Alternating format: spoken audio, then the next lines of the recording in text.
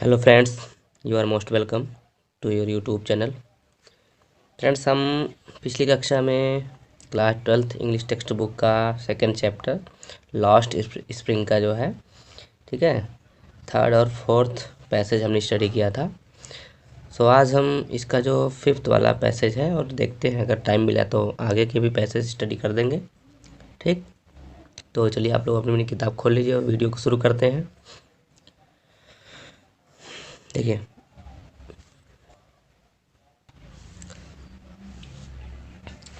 My acquaintance with the barefoot rag pickers leads me to Seemapuri. My acquaintance का मतलब मेरी जान पहचान, ठीक है, मेरा परिचय, ठीक है। With the barefoot rag pickers, इन नंगे पाँव वाले कूड़ा बीनने वाले लोगों से, ठीक है। लीड्स मी टू सीमापुरी, मुझे सीमापुरी ले जाता है।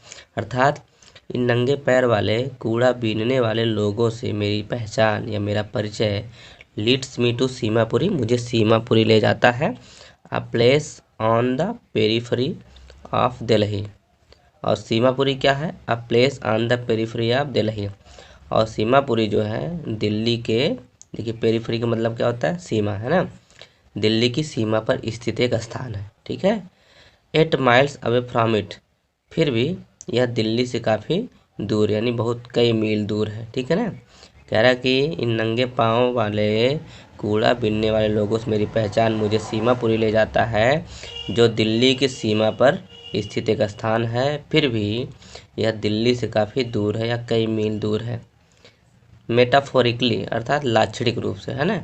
मेटाफोरिकली मतलब होता है लाक्षणिक रूप से, इन लाक्षणिक रूप से यह दिल्ली से कई मील दूर है। Those who live here are squatters, squatters का मतलब होता है बसिंदे, है ना, जो बस जाते हैं कहीं से आकर के। Those who live here are squatters, ठीक है, who came from Bangladesh back in 1971। कह रहे कि दोज हु लिव हियर, यानी वे लोग जो यहाँ रहते हैं, आर स्क्वेटर्स, ये क्या है? बसिंदे हैं, ठीक है, जो यहाँ रहते हुए लोग बसिंदे हैं। Who came from Bangladesh back in 1971, जो 1971 में बांग्लादेश से वापस आए थे, ठीक है, जो 1971 में बांग्लादेश से वापस आए थे। Saheb's family is among them, Saheb का परिवार भी उनमें से एक है, ठीक है। Seemapuri was then a wilderness, wilderness का मतलब होता है ऐसा स्थान जहाँ कोई रहता नहीं, निर्जन भी कह सकते हैं। वैसे यहाँ पे बीहड़ दिया है, निर्जन स्थान, ठीक है ना, या बीहड़ कह सकते हैं। कह रहा है कि Seemapuri was then a wilderness, Seemapuri उस समय एक निर्जन स्थान था, यानी एक बीहड़ स्थान था। It still is, it still is यानी यह अभी भी वैसा ही है, but it is no longer empty, लेकिन अब यह उतना ज़्यादा खाली नहीं है, ठीक है। यह अभी भी वैसा ही है, लेकिन अब इतना ज़्यादा खाली नहीं है। Structures of mud, structures of mud with roofs of tin and tarpaulin, divide of sewage, drainage और रनिंग वाटर। स्ट्रक्चर का मतलब आप जानते हैं संरचना होता है, लेकिन यहाँ पे घर से मतलब है। सॉरी, जुकाम हुआ है, थोड़ा सा दिक्कत हो जा रही है। कह रहा है कि इंस्ट्रक्चर्स ऑफ मड यानी मिट्टी के बने हुए घरों में, ठीक है, विथ रूफ्स ऑफ टिन, जिनका जो रूफ होता है, रूफ का मतलब छत होता है, ठीक है, यानी जिनका जो छत होता है वो टिन, टिन का, एंड टरपालिन, टरपालिन का मतलब तिरपाल, आप जानते हैं। कह रहे कि उसका जो छत है वो टिन और तिरपाल का बना हुआ। डिवाइड, डिवाइड का मतलब होता है कमी, है ना, जो चीज़ जहाँ उपलब्ध ना हो, रहित से रहित, ठीक है, डिवाइड ऑफ, ठीक है। सेवेज, सेवेज का मतलब जो गंदा पानी निकलता है, ठीक है, उसकी बात कही गई है। ड्रेनेज, ड्रेनेज का मतलब निकासी होता है। रनिंग वाटर मतलब जो चल बहते हुए जल होते हैं, ठीक है। कह रहा है कि लिव 10,000 रैग पिकर्स, है ना, यानी मिट्टी के बने हुए घर में जिसका जो छत होता है वो टिन का और तरपाल का बना हुआ होता है, और जहाँ गंदे पानी की निकासी और जलापूर्ति की कमी होती है, ठीक है ना, गंदे पानी की निकासी और जलापूर्ति की कमी होता है, ऐसे स्थान पर लिव 10,000 रैग पिकर्स, वहाँ कितने कूड़ा बीनने वाले लोग रहते हैं? 10,000 लगभग कूड़ा बीनने वाले लोग रहते हैं, ठीक। They have lived here for more than 30 years without an identity, without permits.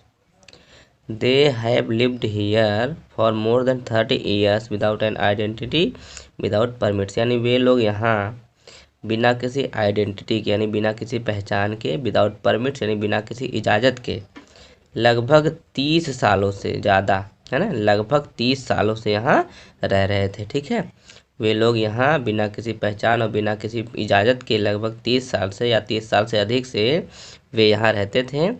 But with ration cards, लेकिन उनके पास राशन कार्ड होता था। ठीक है, that get their names on voter list, जिससे उनका जो नाम होता है वो मतदाता सूची में यानी वोटर लिस्ट में जो है शामिल रहता है। ठीक है, यानी उनकी कोई आइडेंटिटी और कोई इजाज़त नहीं थी, लेकिन उनके पास एक राशन कार्ड होता था जिससे उनका नाम वोटर लिस्ट में शामिल होता था।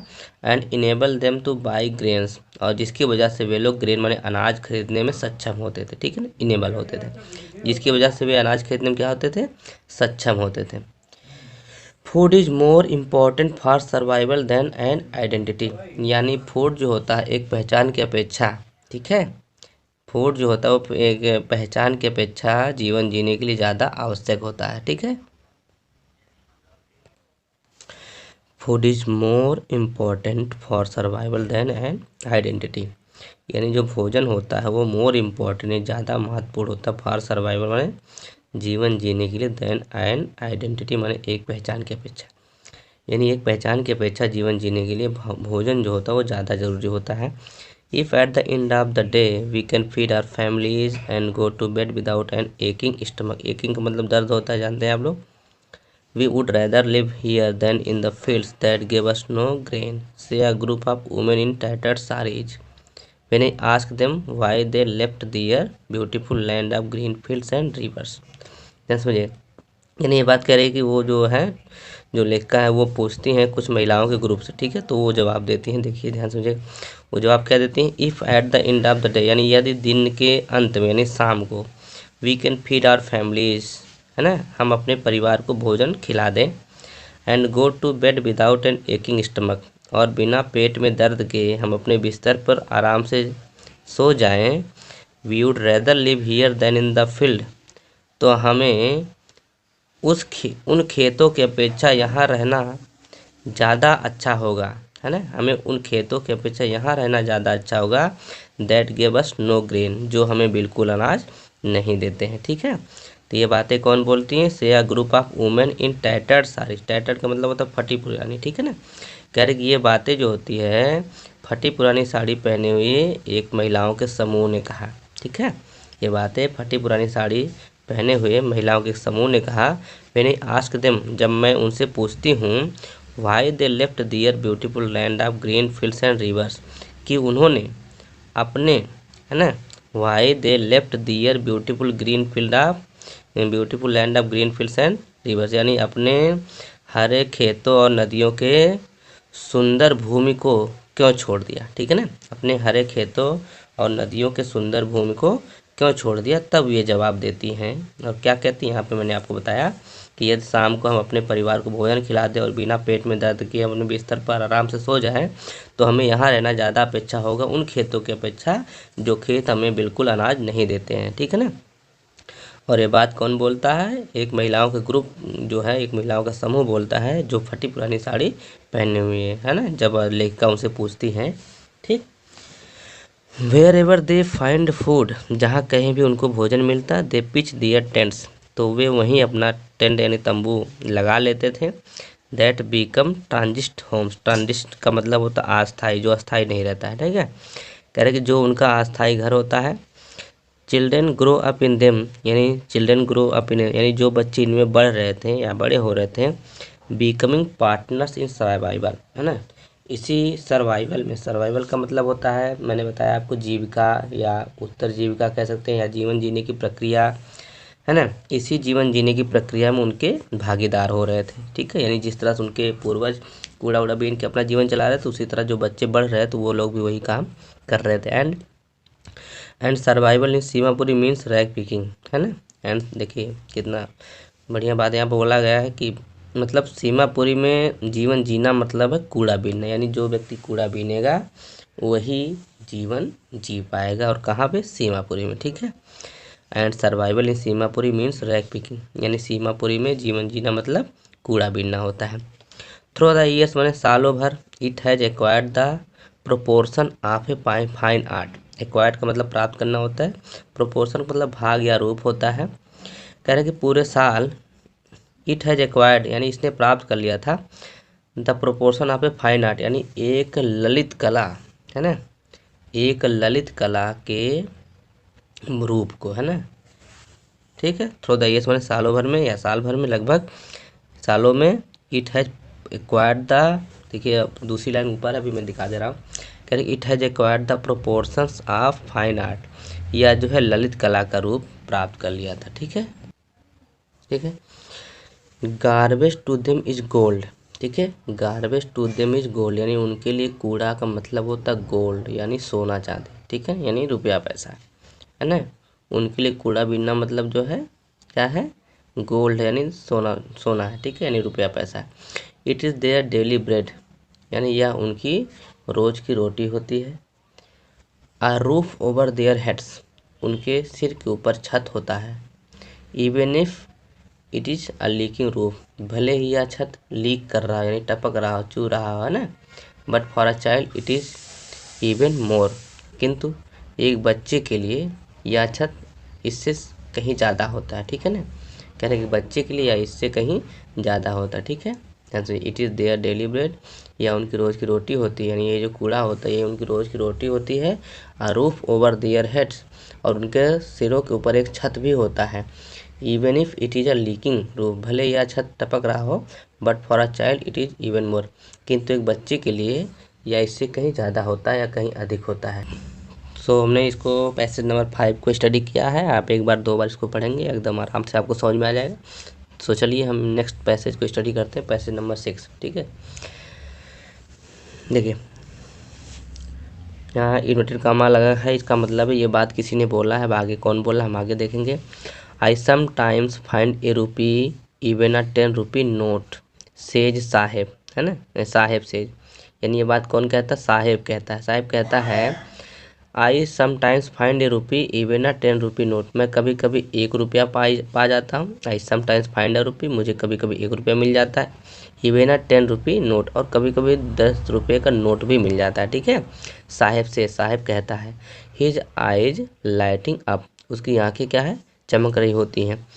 When you can find a silver coin in a heap of garbage, जब when you can find a silver coin in a heap of garbage यानी जब आप गार्बेज के ढेर में यानी कूड़े के ढेर में एक चांदी का सिक्का पा सकते हैं या पा जाते हैं, जब आप कूड़े के ढेर में चांदी का एक सिक्का पा जाते हैं, you don't stop scrounging for them, ठीक है, for there is a hope of finding more.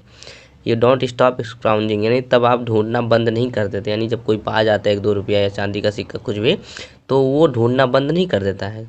For there is hope of finding other more, क्योंकि और अधिक, फाइंडिंग मोर यानी और अधिक पाने की एक आशा हो जाती है, क्योंकि एक जब पा जाता है एक तो लगता है कि और पा जाएगा तो और आदमी ढूंढता है, ठीक है। It seems that for a children garbage has a meaning different from what it means to their parents. It seems में ऐसा प्रतीत होता है कि फॉर चिल्ड्रन बच्चों के लिए garbage has a meaning different from what it means to their parents. Garbage का मतलब यानी कूड़े का मतलब, बच्चों के लिए कूड़े का मतलब, ध्यान समझिएगा, बच्चों के लिए कूड़े का मतलब उनके माता पिता के लिए जो कूड़े का मतलब होता है उससे डिफरेंट होता है यानी भिन्न होता है, ठीक है ना। बच्चों के लिए कूड़े का मतलब या अर्थ है उनके माता पिता के लिए कूड़े के अर्थ से भिन्न होता है, यानी कूड़े का मतलब बच्चों के लिए कुछ और होता है और माता पिता के लिए कुछ और ही होता है। For the children it is wrapped in wonder, बच्चों के लिए, फॉर द चिल्ड्रन बच्चों के लिए, it is wrapped in wonder यह आश्चर्य से ढका हुआ है या आश्चर्य से भरा हुआ है। फॉर द एल्डर्स यानी बड़ों के लिए, it is a means survival, बड़ों के लिए यह सर्वाइवल का मतलब होता है यानी जीवन जीने का एक साधन होता है, ठीक है ना। बच्चों के लिए या क्या होता है, आश्चर्य से भरा हुआ होता है। For the children it is a means of survival, means का मतलब साधन होता है। कह रहा है कि यह जीवन जीने का एक साधन होता है या जीवित रहने का साधन होता है, ठीक है। तो ये स्टूडेंट्स हमने इस पैसेज नंबर 6 को स्टडी किया, चूँकि छोटा सा पैसेज है तो 7th वाला भी छोटा सा, चलिए उसको भी हम आगे पढ़ लेते हैं। चलिए 7th देख लेते हैं हम। वन विंटर मॉर्निंग यानी एक जाड़े की सुबह, I see Sahib standing by the fenced gate of the neighbourhood club. Neighbourhood club का मतलब होता है पास का जो क्लब है, यानी पड़ोस में एक क्लब है। कह रहा है कि एक जाड़े की एक सुबह मैं साहेब को, ठीक है, पास के क्लब के फेंस, फेंस माने चार दीवारी, ठीक है ना, पास के क्लब के चार दीवारी के गेट के बगल में खड़े हुए देखती हूँ, ठीक है। मैं साहेब को पास के क्लब के चार दीवारी के गेट के पास में खड़े हुए देखती हूँ। And watching two young man dressed in white playing tennis, ठीक है। और वो क्या कर रहा था, वॉच कर रहा था, देख रहा था, किसको देख रहा था, टू यंग मैन यानी दो युवा व्यक्तियों को, dressed in white playing tennis, जो सफ़ेद कपड़ा पहने हुए थे, है ना, ड्रेस्ड इन वाइट, कैसे कपड़ा पहने थे, वाइट कपड़ा पहने हुए थे, एंड प्लेइंग टेनिस, और क्या खेल रहे थे, टेनिस खेल रहे थे, ठीक है ना। वह दो युवा व्यक्तियों को सफ़ेद कपड़ा पहने हुए टेनिस खेलते हुए देख रहा था, ठीक है। I like the game he hums, hums का मतलब होता है भनभनाना या धीरे धीरे बोलना, ठीक है। ही हम्स यानी वह भनभनाता है। आई लाइक द गेम कहता है कि मैं इस खेल को पसंद करता हूँ, ठीक है। Content to watch it standing behind the fence, ठीक है। कंटेंट का मतलब होता है संतुष्ट होना। टू वॉच उन्हें देख करके, इट स्टैंडिंग, है ना, टू वॉच इट मैंने इसे देख करके, स्टैंडिंग बिहाइंड द फेंस यानी चार दीवारी के पीछे खड़े होकर के, यानी चार दीवारी के पीछे खड़े होकर के इसे देखते हुए संतुष्ट हो रहा था, ठीक है ना, समझ रहे ना। कह रहे चार दीवारी के पीछे खड़े होकर के इसे देखते हुए वो संतुष्ट हो रहा था। I go inside when no one is around, when no one is around, जब कोई आसपास नहीं होता है तो मैं अंदर चला जाता हूँ, ठीक है। ही एडमिट्स यानी वह इस बात को स्वीकार करता है, ठीक, वह स्वीकार करता है कि जब कोई आसपास नहीं होता तो मैं अंदर चला जाता हूँ। The gatekeeper lets me use the swing, और जो गेट कीपर होता है नहीं जो द्वारपाल होता है वो let's me use the swing, मुझे झूला झूलने की अनुमति दे देता है, नहीं मना नहीं करता, ठीक है ना। सो स्टूडेंट्स देखिए ये पैसेज नंबर 7 हमने स्टडी कर लिया, और 5 चूँकि काफ़ी बड़ा था, 5, 6, 7 हमने पूरी तरह से पढ़ा। आप वीडियो को एक बार दो बार देखिए, अच्छा लगेगा, आपको समझ में भी आएगा, ठीक है। तो चलिए मिलते हैं नेक्स्ट वीडियो में, तब तक के लिए बने रहिए हमारे यूट्यूब चैनल से, ठीक है।